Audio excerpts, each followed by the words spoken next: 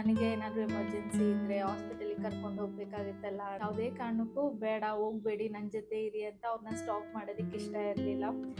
Urgent basis ಮೇಲೆ ಅವರು ಹಾಂಗ್ಕಾಂಗಿಗೆ ಹೋಗಬೇಕಾಗಿತ್ತು. ಅಂದರೆ ಮಿಸ್ ಕಮ್ಮಿ ಇದೆ, ಸ್ಯಾಲ್ರಿ ಕಮ್ಮಿ ಇದೆ ಅಂತನೋ ಏನೋ ವೀಸಾ ಅಪ್ರೂವಲ್ ಆಗಿರಲಿಲ್ಲ. 2 ಮಂತ್ಸ್ ಮುಂಚೆನೇ ಗೊತ್ತಾಗಿತ್ತು ಈ ಥರ ಶರಣ್ ಟ್ರಾವೆಲ್ ಮಾಡಬೇಕಾಗುತ್ತೆ ಅಂತ.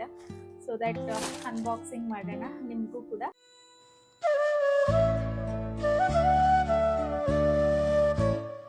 ಹಾಯ್ ಹಲೋ ನಮಸ್ತೆ, welcome to Sushma creatives and blogs. ಸ್ವಲ್ಪ ಎಲ್ಲರೂ ಚೆನ್ನಾಗಿದ್ದೀರಾ ಅಂತ ಮಧ್ಯಾಹ್ನದಿಂದ ವಿಡಿಯೋನ ಸ್ಟಾರ್ಟ್ ಮಾಡ್ತಾ ಇದ್ದೀನಿ. ಆ್ಯಕ್ಚುಲಿ ಈ ವಿಡಿಯೋ ಮಾಡೋ ಅಂತ ಏನೂ ಇಂಟೆನ್ಷನ್ ಇರಲಿಲ್ಲ, but few parcels deliver so that unboxing ಮಾಡೋಣ ನಿಮಗೂ ಕೂಡ. ಯಾವುದಾದ್ರೂ ಇಷ್ಟ ಆದರೆ ಬೈ ಮಾಡ್ಬೋದು ಅಂತ ಅಂದ್ಕೊಂಡು ವಿಡಿಯೋನ ಸ್ಟಾರ್ಟ್ ಮಾಡಿದೆ. ಹಾಗೆ ನನ್ನ ಮಿನಿ ಬ್ಲಾಗಲ್ಲಿ ನಾನು ಹೇಳ್ದಂಗೆ ಶರಣ್ ಬಗ್ಗೆ ತುಂಬ ಜನ ಕೇಳ್ತಾ ಇದ್ರಿ ಅಲ್ವಾ, ಶರಣಣ್ಣ ಬಂದ್ರಾ, ಹೇಗೆ ಮ್ಯಾನೇಜ್ ಮಾಡ್ತಾ ಇದ್ದೀರಾ ಎಲ್ಲ ಅಂತ. ಆ್ಯಕ್ಚುಲಿ ಮ್ಯಾನೇಜ್ ಮಾಡೋದು ಅಂದರೆ ಏನು ಅಷ್ಟು ಕಷ್ಟ ಆಗ್ತಾ ಇಲ್ಲ. ಇದು ಆಲ್ರೆಡಿ ಒಂದು 2 ಮಂತ್ಸ್ ಮುಂಚೆನೇ ಗೊತ್ತಾಗಿತ್ತು ಈ ಥರ ಶರಣ್ ಟ್ರಾವೆಲ್ ಮಾಡಬೇಕಾಗುತ್ತೆ ಅಂತ. ಬಟ್ ಈ ಟೈಮಲ್ಲಿ ಅವರು ಕೂಡ ಇನ್ನೂ ಯೋಚನೆ ಮಾಡ್ತಾನೆ ಇದ್ರು ಹೋಗ್ಲಾ ಬೇಡವಾ ಅನ್ನೋದು. ಯಾಕೆಂದರೆ ನನಗೆ ಏನಾದರೂ ಎಮರ್ಜೆನ್ಸಿ ಇದ್ದರೆ ಹಾಸ್ಪಿಟಲಿಗೆ ಕರ್ಕೊಂಡು ಹೋಗ್ಬೇಕಾಗುತ್ತಲ್ಲ ಅಂತ. ಬಟ್ ನನಗೇನಂದರೆ ಅವ್ರು ಹೋಗ್ತಿರಾ ಇರೋದು ಆ ಚಾನ್ಸ್ನ ಕಳ್ಕೊಳೋದು ಇಷ್ಟ ಇರಲಿಲ್ಲ. ಬಿಕಾಸ್ ಇದೇ 7 ಇಯರ್ಸ್ ಬ್ಯಾಕ್ ಅವ್ರಿಗೆ ಒಂದು ಆಪರ್ಚುನಿಟಿ ಸಿಕ್ಕಿತ್ತು, ಲೈಕ್ US ಗೆ ಹೋಗಿ ಫ್ಯೂ ಡೇಸ್ ವರ್ಕ್ ಮಾಡೋ ಅಂಥ ಆಪರ್ಚುನಿಟಿ. ಬಟ್ ಏನು ಅಂದರೆ ಅವಾಗ ಹೋಗೋದಕ್ಕೆ ಆಗಿರಲಿಲ್ಲ. ಅವ್ರಿಗೇನಂದರೆ ಸರ್ವಿಸ್ ಕಮ್ಮಿ ಇದೆ, ಸ್ಯಾಲ್ರಿ ಕಮ್ಮಿ ಇದೆ ಅಂತನೋ ಏನೋ ವೀಸಾ ಅಪ್ರೂವಲ್ ಆಗಿರಲಿಲ್ಲ. ಸೊ ಆಗ ಡಿಸಪಾಯಿಂಟ್ ಆಗಿದ್ರು ಅನಿಸುತ್ತೆ. But he was like fine, ಇಲ್ಲ ಯಾಕೆಂದರೆ ನನಗೂ ಇನ್ನೂ 2 ಇಯರ್ಸ್ ಆಗಿದೆ ಅಷ್ಟೇ ಜಾಬಿಗೆ ಜಾಯ್ನ್ ಆಗಿ, ಇಟ್ಸ್ ಓಕೆ ಅಂತ ಸುಮ್ಮನೆ ಆಗಿದ್ರು. ಬಟ್ ಈ ಸರಿ ಆ ಆಪರ್ಚುನಿಟಿ ಬಂದಾಗ ನಂಗೆ ಯಾವುದೇ ಕಾರಣಕ್ಕೂ ಬೇಡ ಹೋಗಬೇಡಿ ನನ್ನ ಜೊತೆ ಇರಿ ಅಂತ ಅವ್ರನ್ನ ಸ್ಟಾಪ್ ಮಾಡೋದಕ್ಕೆ ಇಷ್ಟ ಇರಲಿಲ್ಲ. ಮೋಸ್ಟ್ ಪ್ರಾಬಬ್ಲಿ ಇನ್ನೂ ಹತ್ರ ಮಾಡ್ಕೊಂಡು ಏನಾದ್ರು ಹೋಗ್ಬೇಕು ಅಂತ ಇದ್ದಿದ್ರೆ ಮಾರ್ಚ್ ಏಪ್ರಿಲ್ ಹಂಗೆ ಬಂತು ಈ ಆಪರ್ಚುನಿಟಿ ಅಂದರೆ ನಾನು ಹೋಗಲ್ಲ ಅಂತಲೇ ಹೇಳಿದರು. ಬಟ್ ನಾನು ಗೊತ್ತಿಲ್ಲ ಆ ಟೈಮಲ್ಲಿ ಹೇಗಿರ್ತಿತ್ತು ಸಿಚುವೇಶನ್, ಆ ರೀತಿ ನಾನು ನೆಡ್ಕೊತಿದ್ದೇನೋ. ಬಟ್ ಈ ಸರಿ ನನಗಿನ್ನೂ 6 ಮಂತ್ಸ್ ಅಷ್ಟೇ ಇದ್ದಿದ್ದು. ಹೇಳಬೇಕು ಅಂದರೆ through out my 6 months Sharan ಇಲ್ಲ ನನ್ನ ಜೊತೆ. ಸೊ ಇಟ್ಸ್ ಓಕೆ ಫೈನ್, ಇನ್ನೊಂದು ವಾರದಲ್ಲಿ ಬರ್ತಾರೆ. ಫಸ್ಟು ಸಿಂಗಾಪುರಿಗೆ ಹೋಗಬೇಕು ಅಂತ ಅಂದ್ಕೊಂಡಿದ್ದು. ಸಿಂಗಾಪುರ್ ಅಂದರೆ ಒಂದು 4 ವೀಕ್ಸ್ ಏನೋ ಇತ್ತು, 30 to 40 ಡೇಸ್ ಮ್ಯಾಕ್ಸಿಮಮ್, ಅಂದರೆ 40 ಡೇಸ್ ಎಕ್ಸ್ಟೆಂಡ್ ಏನಾದರೂ ಆದರೆ ಅಂತ. ಬಟ್ ರಿಟರ್ನ್ ಟಿಕೆಟು 30 ಡೇಸಿಗೆ ಅಂದರೆ 4 ವೀಕ್ಸಿಗೆ ರಿಟರ್ನ್ ಟಿಕೆಟ್ ಬುಕ್ ಆಗಿತ್ತು. ಬಟ್ ಏನು ಅಂದರೆ ಅಲ್ಲೋಗಿ ಒಂದು 2 ವೀಕ್ಸ್ ಆದಮೇಲೆ ಅರ್ಜೆಂಟ್ ಬೇಸಿಸ್ ಮೇಲೆ ಅವರು ಹಾಂಗ್ಕಾಂಗಿಗೆ ಹೋಗಬೇಕಾಗಿತ್ತು. ಅಂದರೆ ಮೇನ್ ಬ್ರ್ಯಾಂಚ್ ಇರೋದು ಹಾಂಗ್ಕಾಂಗಲ್ಲಿ, ಅಂದರೆ ಇವಾಗ ಕ್ಲೈಂಟ್ ಆಫೀಸ್ ಇರೋದು. ಸೊ ಹಾಗಾಗಿ ಹಾಂಗ್ಕಾಂಗಿಗೆ ಹೋಗಬೇಕು ಅಂತ ಪ್ಲ್ಯಾನ್ ಆಯಿತು. ಅಲ್ಲಿಂದನೇ ಅವರು ಹಾಂಗ್ಕಾಂಗ್ಗೂ ಟ್ರಾವೆಲ್ ಮಾಡಿದ್ದಾರೆ. ಒಂದೇನು ಅಂದರೆ ಹಾಂಗ್ಕಾಂಗಲ್ಲಿ 14 ಡೇಸ್ ಮೇಲೆ ಇರಂಗಿಲ್ಲ. ಸೊ ಹಾಗಾಗಿ ಅವರು 14 ಡೇಸ್ಗೆ ರಿಟರ್ನ್ ಆಗ್ತಿದ್ದಾರೆ. ಇಫ್ ಇನ್ ಕೇಸ್ ಫರ್ದರ್ ಏನಾದರೂ ಬೇಕು ಅಂದರೆ ಮತ್ತೆ ಹೋಗಬೇಕಾಗ್ಬೋದು ಅಂತಲೂ ಕೂಡ ಹೇಳಿದ್ದಾರೆ. ನೋಡೋಣ ಆ ಟೈಮಲ್ಲಿ ಏನಿರುತ್ತೆ ಸಿಚುವೇಶನ್ ಅಂತ. ಸಮಹೌ ಆಯಿತು 4 ವೀಕ್ಸ್, ಇವಾಗ 3 ವೀಕ್ಸ್ ಆಯಿತು, ಇನ್ನು ಶರಣ್ ಬರೋ ಅಷ್ಟರಲ್ಲಿ 4 ವೀಕ್ಸ್ ಆಗಿರುತ್ತೆ. ಕಷ್ಟ ಅನಿಸಿದ್ದು ಅಂದರೆ ಲಿಶುನ ಸ್ವಲ್ಪ ಅವಳ ಮೈಂಡ್ ಡೈವರ್ಟ್ ಮಾಡೋದು. ಯಾಕೆಂದರೆ ವೀಕ್ ಡೇಸಲ್ಲಿ ಹೇಗೋ ಅವಳು ಕೂಡ ಬ್ಯುಸಿ ಇರ್ತಾಳೆ, ಅಷ್ಟಾಗಿ ಗೊತ್ತಾಗಲ್ಲ. ಬಟ್ ವೀಕೆಂಡಲ್ಲಂತೂ ಕೇಳ್ತಾಳೆ ದಿನದಲ್ಲಿ ಒಂದು 4-5 ಸತಿ ಯಾವಾಗ ಶರು ಬರೋದು, ಎಲ್ಲಿದ್ದಾರಂತೆ, ಏನು ಅನ್ನೋದು. ಸೊ ಹಾಗಾಗಿ ಅವಳನ್ನ ಒಂಚೂರು ಮೈಂಡ್ ಡೈವರ್ಟ್ ಮಾಡೋದು ಸ್ವಲ್ಪ ಚಾಲೆಂಜಿಂಗ್ ಆಗಿತ್ತು. ಒಂದ್ಸರಿ ನಾನು ಕೂಡ ಬ್ರೇಕ್ಔಟ್ ಆಗಿಬಿಟ್ಟೆ, ಅಯ್ಯೋ ಅವಳನ್ನು ಕೇಳ್ತಿದ್ದಾಳಲ್ಲ ಅಂತ. ಆಬ್ವಿಯಸ್ಲಿ ಅಲ್ವಾ ಬೇಜಾರಾಗುತ್ತೆ, ಅವಳು ಹಳೆ ಥರ ಮುಖ ಮಾಡಿಕೊಂಡಾಗ, ಕಣ್ಣಲ್ಲೆಲ್ಲ ನೀರು ತುಂಬಿಕೊಂಡಾಗ ನಮಗೂ ಕೂಡ ಒಂದು ಸ್ವಲ್ಪ ಬೇಜಾರಾಯಿತು ಆ ಟೈಮಲ್ಲಿ ಅಷ್ಟೇ. ಸೊ ಇದಿಷ್ಟೇ.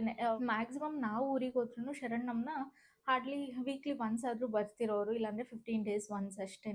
ಬಟ್ ಇದೇ ಲಾಂಗ್ ಗ್ಯಾಪ್ ಮದುವೆ ಆದಾಗಿಂದನೂ. ಇವನ್ ಲಿಶುಗೂ ಅಷ್ಟೇ, ಲಿಶು ಹುಟ್ಟಿದಾಗಿಂದ ಇಷ್ಟು ದೊಡ್ಡ ಗ್ಯಾಪ್ ತೊಗೊಂಡೇ ಇರಲಿಲ್ಲ ಫಾರ್ ದ ಫಸ್ಟ್ ಟೈಮ್ ಅಲ್ವಾ. ಸೊ ಹಾಗಾಗಿ ಅವ್ಳಿಗೂ ಸ್ವಲ್ಪ ಇನಿಷಿಯಲಿ ಕಷ್ಟ ಆಯಿತು. ಬಟ್ ನಾವು ಅಂದರೆ ಕೇಳ್ತಾ ಇರ್ತಾಳೆ ಯಾವಾಗ ಬರ್ತಾರೆ, ಇನ್ನೂ ಎಷ್ಟು ದಿವಸ ಇದೆ, ನೀನು ಹೇಳಿದೆ 1 ಡೇಯಲ್ಲಿ ಬರ್ತಾರೆ ಅಂತ. ನಾನು 1 ವೀಕ್ ಅಂತ ಹೇಳಿರ್ತೀನಿ. ಅವಳು ಇನ್ನು 1 ಡೇಯಲ್ಲಿ ಬರ್ತಾರೆ ಅಂದರೆ ನೀನು ಬರಲೇ ಇಲ್ಲ ಇನ್ನೂ ಶರು ಅಂತ ಹೇಳ್ತಿರ್ತಾಳೆ. ಬಟ್ ಏನು ಅಂದರೆ ಕಾಲ್ ಮಾಡಿದಾಗ ಆ ಸಿಟ್ಟಿಗೋ ಏನೋ ಮಾತಾಡಲ್ಲ ಅವ್ರ ಜೊತೆ. ಆಮೇಲೆ ಯಾವಾಗೋ ನೆನ್ಪಿಸ್ಕೊಂಡು ಅವಳೇ ಕಾಲ್ ಮಾಡ್ತಾಳೆ, ಆ ಥರ ಎಲ್ಲ ರಿಯಾಕ್ಟ್ ಮಾಡ್ತಿರ್ತಾಳೆ. ಬಟ್ ಏನು ಮಾಡೋದಕ್ಕಾಗಲ್ಲ, ಇನ್ನು ಚಿಕ್ಕ ಹುಡುಗಿ ಅಲ್ವಾ, ಅಷ್ಟಾಗಿ ಅರ್ಥನೂ ಕೂಡ ಆಗಲ್ಲ. So that's not a problem. ಈಗ ಸಮಹೌ ಅವಳಿಗೂ ಅಡ್ಜಸ್ಟ್ ಆಗ್ತಾ ಇದ್ದಾಳೆ. ಇನ್ನೊಂದು 4-5 ಡೇಸ್ ಅಷ್ಟೇ, ಶಿಲ್ ಬಿ ಫೈನ್. ನಾನು ನೆನ್ನೆನೂ ಕೂಡ ಅಳ್ಕೊಂಡು ಕೇಳ್ತಾ ಇದ್ಲು ಯಾವಾಗ ಬರ್ತಾರೆ ಶರು, ನನಗೆ ನೋಡಬೇಕು, ನಾನು ಮಿಸ್ ಮಾಡ್ಕೊತಾ ಇದ್ದೀನಿ ಅಂತ. ಮೊನ್ನೆ ಯಾವಾಗೋ ಹಿಂಗೆ ವೀಕೆಂಡಲ್ಲಿ ಶರು ನಾನು ಮಿಸ್ ಮಾಡ್ಕೊತಿದಾರಾ ಅಂತ ಕೇಳಿದ್ಲು.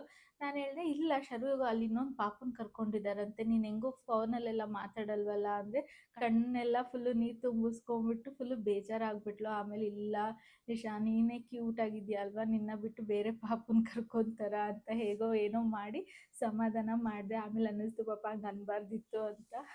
ಹಿಂಗೆ somehow days are going on.